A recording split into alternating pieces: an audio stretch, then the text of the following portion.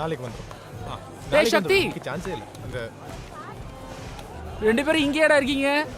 ஒழுங்கா இன்ஜினியரிங் முடிச்சிருந்தா என்ன மாதிரி நல்லா வந்திருக்கலாம்ல. டிஸ்கண்டியூ பண்ணிட்டு இந்த நிலைமைக்கு வந்துட்டீங்களடா. நீ கோகுல் தானே? நல்லா இருக்கியா? என்ன கேட்ட? எதுக்கு டிஸ்கண்டியூ பண்ணிட்டேனா?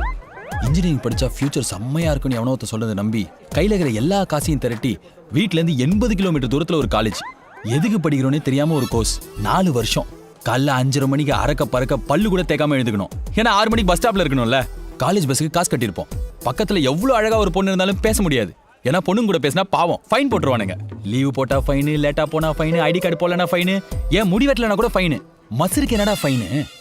இது எல்லாத்தையும் தாண்டி படிச்சிடலான்னு பார்த்தா யாரு வந்து கிளாஸ் எடுக்கிறா? போன வருஷம் நம்மளுக்கு முன்னாடி படிச்சுட்டு போனவன் நல்ல வேலை கிடைக்கிறதுக்கு டீச்சரா இருக்கலாம்னு வந்து எடுப்பான். எதுவுமே புரியாது. M1 M2 எல்லா மேக்ஸ் பேப்பரும் அரியரு.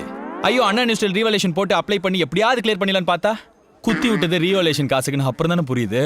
கஷ்டப்பட்டு எப்படியோ ஒரு ப்ராஜெக்ட்டை காசு கொடுத்து வாங்கி கேம்பஸ் இன்டர்வியூ போயிட்டு மெக்கானிக்கல் பச்சவன், பாலிமர் பச்சவன், ECU பச்சவன் எல்லாம் எங்க போயிட்டு வேலை செய்யறோம்? TCS CTS, நீங்க இன்ஃபோசிஸா? என்ன சொன்ன? இங்க வந்து மாட்டிக்கிட்டேனா?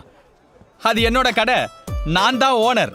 நான் எப்ப வேலை செய்வேன் நான் தான் முடிவு பண்ணணும். HRலாம் கிடையாது. I am decision maker.